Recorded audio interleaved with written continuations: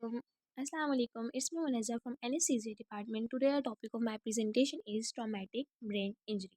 What is traumatic brain injury?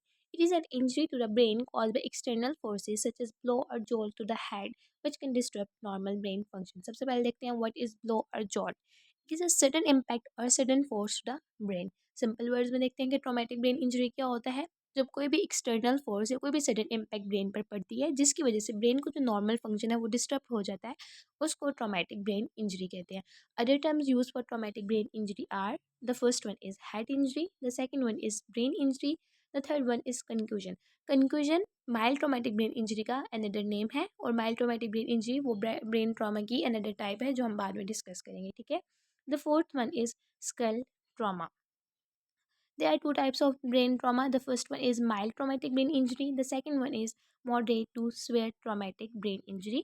सबसे पहले mild traumatic brain injury को डिस्कस करते हैं. Mild traumatic brain injury it is also known as concussion. It is a complex condition. What is mild traumatic brain injury? It is an injury when a blow or jolt to the head causes the brain to move back and forth inside the skull, resulting in chemical changes and potential damage to brain cells. Simple words में देखते हैं कि mild traumatic brain injury क्या होता है. जब कोई भी सडन इम्पैक्ट या कोई भी सडन फोर्स ब्रेन पर पड़ती है जिसकी वजह से ब्रेन टू एंड फ्रो या बैक एंड फोर्थ मोशन में स्कल के अंदर ही मूव करता है, जिसकी वजह से डिफरेंट केमिकल और पोटेंशियल डैमेज हो जाता है ब्रेन सेल्स को. Which type of chemical changes और which type of potential damage, like inflammation हो जाना, डिफरेंट इम्यून सेल्स एक्टिवेट हो जाना जिसकी वजह से सेलुलर स्वेलिंग हो जाना या आयन बैलेंस जो है वो डिस्टर्ब हो जाना, नॉर्मल आयन बैलेंस जो है वो अल्टर हो जाना जो न्यूरॉन्स के फंक्शन को अफेक्ट करता है. Now, what are symptoms of mild traumatic brain injury? It include the first one is confusion, the second one is memory loss, the third one is headache, the fourth one is nausea and vomiting, and the last one is mood changes. Mood changes like irritability, anxiety or depression. अब हम लोग causes को देखते हैं. What are causes? The first one is sports injury, या किसी भी जगह से गिर जाना या कोई भी व्हीकल की एक्सीडेंट हो जाना या बाइक की वजह से एक्सीडेंट होना, और वो जब हम लोगों को जब किसी भी पेशेंट को सर पर इंजरी होती है. ठीक है. Now what are diagnosis. Diagnosis में क्या क्या आते हैं. ब्रेन ट्रॉमेटिक इंजरी को डायग्नोस करने के लिए डिफरेंट टेस्ट होते हैं, लाइक सीटी स्कैन होना, एमआरआई होना और न्यूरोफिजियोलॉजिकल टेस्ट. न्यूरोफिजियोलॉजिकल टेस्ट क्या होते हैं. न्यूरोफिजियोलॉजिकल टेस्ट वो होते हैं जो नर्वस सिस्टम के फंक्शन कैसा कर रहा है उसको बताता है. ठीक है. इसमें डिफरेंट टेस्ट आते हैं, लाइक इलेक्ट्रोमायोग्राम. इलेक्ट्रोमायोग्राम क्या बताता है. नर्व के फंक्शंस के बारे में बताता है. एंड लाइक एक और एग्जांपल है लाइक इलेक्ट्रोस्फेलोग्राम. इलेक्ट्रोस्फेलोग्राम क्या बताता है. जो ब्रेन की इलेक्ट्रिकल एक्टिविटी के बारे में बताता है.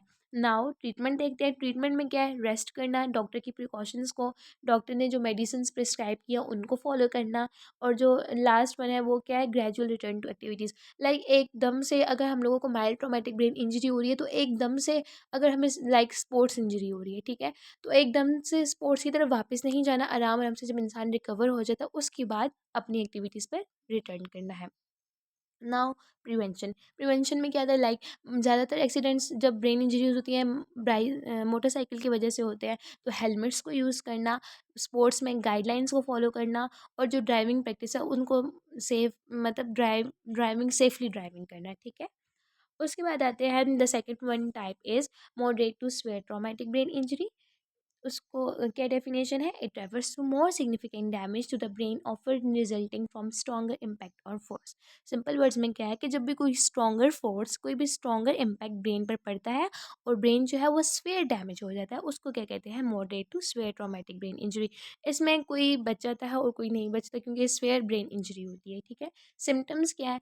जब कोई भी स्फेयर ट्रॉमेटिक ब्रेन इंजरी होती है तो कोमा में चले जाते हैं, पैरालाइज हो जाता है पेशेंट, या पेशेंट को कुछ भी याद नहीं रहता, उसकी मेमोरी लॉस हो जाती है, या उसमें डिफ़िकल्टी इन स्पीचिंग होती है. ठीक है. या विजन प्रॉब्लम्स होती है, लाइक ब्लर्ड विजन होती है या डबल विजन होती है.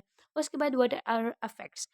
The moderate to severe traumatic injury have lasting effects in cognitive, emotional and physical abilities.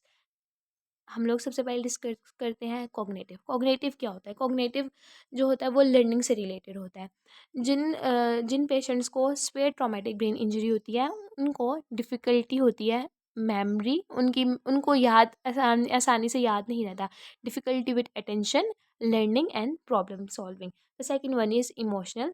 Emotional में क्या क्या आता है, एनजाइटी होता है, डिप्रेशन होता है, मूड स्विंग्स होते हैं। The third one is physical. Physical में क्या है कि पैरालाइज हो जाते हैं, कोमा में चले जाते हैं, उनमें वीकनेस होती है। The last one is behaviour.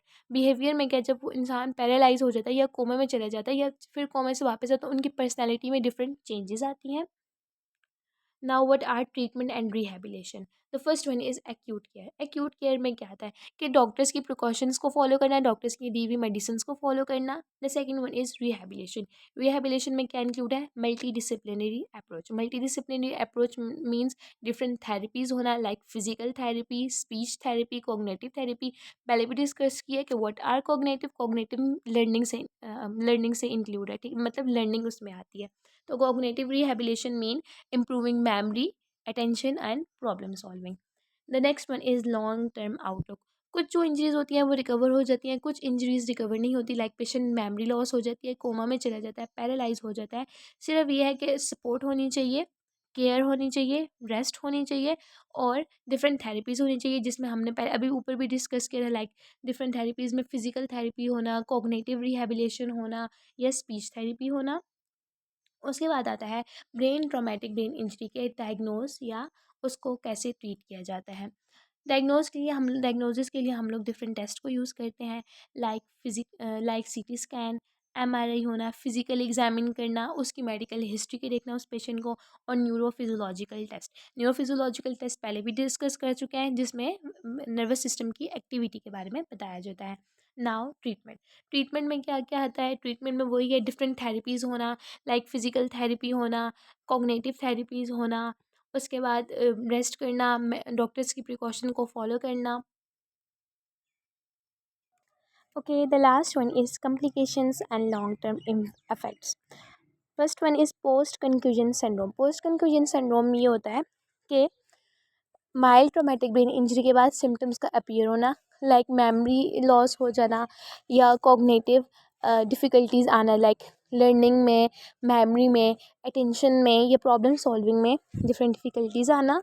The second one is chronic traumatic encephalopathy. ये क्या होता है कि it is a brain condition link to repeated head injuries, like बार बार हेड इंजरी होना, लाइक स्पोर्ट्स इंजरीज होना या बार बार गिरना और सर पर ही लगना, इसको हम लोग क्या कहते हैं, क्रोनिक ट्रॉमेटिक इंसेलोपैथी।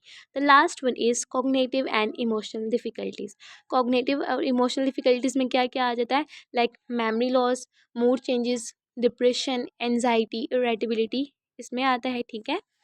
और ये हम लोगों ने पढ़ा कि ब्रेन ट्रॉमा क्या होता है, ठीक है, और ये टॉपिक ख़त्म हो गया है, ठीक है। Thank you so much for listening me. अल्लाह हाफिज़।